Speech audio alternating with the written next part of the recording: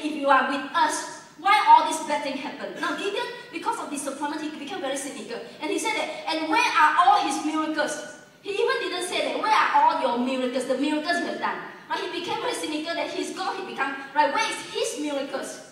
Right, where are all his miracles which our father told us about, parting the Red Sea, right, or the template, right, the clouds of pillar and the fires, right, we heard all these miracles, but where's the God of miracles right now, right, and the father that told us saying, did not the Lord bring us from Egypt, but now that the Lord has forsaken us, you might be good, but I know you have forsaken us, right, and you have delivered us, in fact, you deliver us into the hands of the Midianites. The truth is that, is the Lord the one that delivered us into the hands of the Midianites? No, it is not, it's their disobedience. Right, so you see, Gideon become very cynical, just like, sometimes when we've been through life, we got so disappointed with God. We got so disappointed that God did not answer our prayer. God did not hear us. Right? We're so disappointed. Yeah, I claim the promises of God, but it never comes true to my life right now. So we got so disappointed. I pray, but my husband still walk away. I pray, but he still never returned. I pray, but my children still rebel. Right? And sometimes there's this total disappointment. If Bible is true, why then all this happened? If God is good, why all this bad thing happened to my life? Right? And we became, right, and sometimes we, and the action sometimes is this, we refuse to come to church. God, I'm revenge. I'm not coming to church to worship. Yeah, we might not say it, right? God, right, I refuse to worship. I refuse to pray. I refuse to pray. I'm not going to pray, right? But inside is what? We got angry with God. We got angry with God. I know I heard many people, when they didn't got the job, I'm not coming to church anymore. I come to church only, God, when you prove yourselves, you bless me with the job, then I come to church. Since you are not working, since you fail me, forget about it. I go and play my basketball. I go and watch Manny Pacquiao's match. Right? Disappointment. Right? In fact, another incident, right? In the lives of Abraham and Sarah. Right? In Genesis 18, when the angels of the Lord again, right? Jesus came to Abraham. Right, and he said this, Jesus said to Abraham, I will certainly return to you according to the times of life, and behold, Sarah, your wife, shall have a son. Now, Sarah was listening in the tent door, which was behind, so Sarah was in the kitchen listening, right? And Jesus came to tell Abraham, Sarah, your wife, shall have a son. Now, Abraham and Sarah were old, well advanced in age. It means that Sarah already passed menopause, right? Her womb's already dead already, alright? So Sarah had passed the age of childbearing, and verse 12, therefore Sarah laughed within herself. Alright, she overheard, and then she laughed, right? And saying inside her, after I have grown old, past menopause, shall I have the pleasure, and my Lord, look at the old man. He's old also, right? Abraham also old man now. Right, and the Lord said to Abraham, right, the Lord didn't say to Sarah, why did Sarah laugh? Saying, right, shall I surely bear a child since I'm old? And God said, is anything too hard for the Lord? Is anything too hard for me? At the appointed time, I will return to you according to the times of life, and Sarah shall have a son. Right, and then, but verse 15, Sarah denied it, saying, right, so when God said, why did Sarah laugh? Right, so Sarah denied, I did not laugh. Right, because she was afraid. Then Jesus said, no, you laughed. Sarah said, no, I didn't. Yeah, you did. No, I didn't. No, yeah, you did. You laughed inside. How you know? I'm God. Okay. Right, because I'm God. Right, so Sarah gave birth to a joker. His name is Isaac. Isaac means he laughed. Alright, he laughed. Now, you see, God has his own timing. We don't know.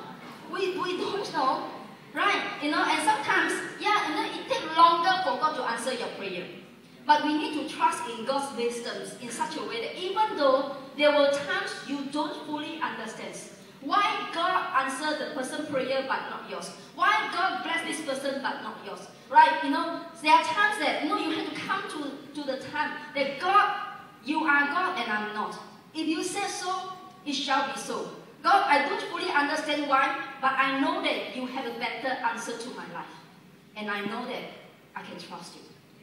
Amen? Have you ever been through life? God, right, I want to marry him, I want to marry him, I don't care, die, must marry him.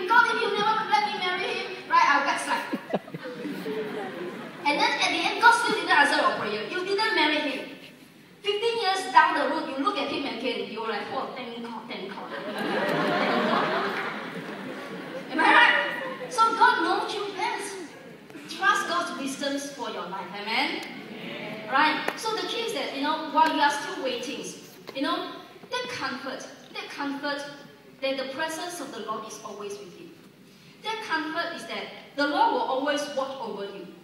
That comfort in such a way, God the Father, regardless of what situation you are in, He never leaves you nor forsake you. Amen? Now, and then, right, we got to trust in God's provisions. God's provisions is more than enough, is sufficient. Right? And Bible said in verse 6, and Jesus said to them, cast the net on the right side of the boat, and you will find some. Now, why right side? Why Jesus came and said, cast the net at the right side, not the left side? Because there is a significant meaning in the Bible. Right side, right, in the Bible is always referred to, right, the place of righteousness. Right side is always referred to a place of favor, right, a place of significance, a place of importance. It is a place of power. Right, in the Bible, right, for example, Jesus rose and sat at the right side of the Father. How come Bible didn't say left side?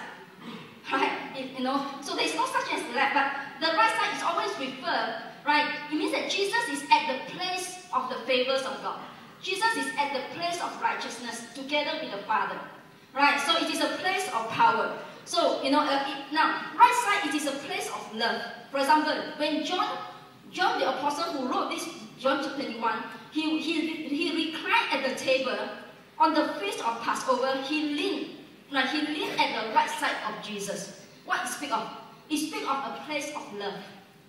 Right? It speaks of a place of love, of righteousness, of importance to Jesus. So that's why he leaned at the right side. Now, when Joseph in Genesis, when Joseph, all right, the one that into Egypt and as a slave, rose to be the second powerful man in Egypt. So he had two sons. His wife gave birth to two sons, right? Ephraim and Manasseh. Now, if you read the Bible, you will know that Manasseh is the older son. Ephraim is the youngest. Manasseh is the firstborn.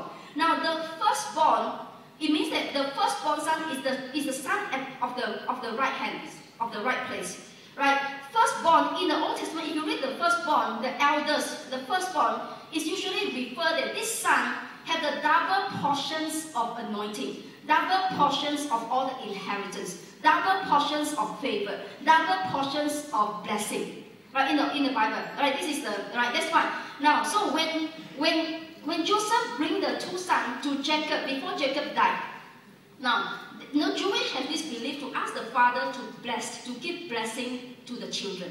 So before he died, Joseph brought the two sons, Ephraim and Manasseh, to Jacob for blessing. Now, Bible in Genesis 48 verse 13, Bible says, and Joseph took them both. Now, see, Ephraim was the youngest, right? So, was with his right hand towards Israel, right? Jacob's left hand. Because why? So, Joseph brought Ephraim, the younger son, to the left side of his father, not the right side, you see? Because this is the culture, right? To the left side, and then Manasseh, the firstborn, right? And Manasseh with his left hand towards Israel's right hand. Now, imagine Israel on the bed, right? So Manasseh is on the right, Ephraim on the left, which is true. It should be this way, right? It should be this way, right? And however, so what happened is then Israel stretched out his hand, right? His right hand. Right, instead of right hand here, left hand here, Israel crossed his hand and put his right hand on Ephraim.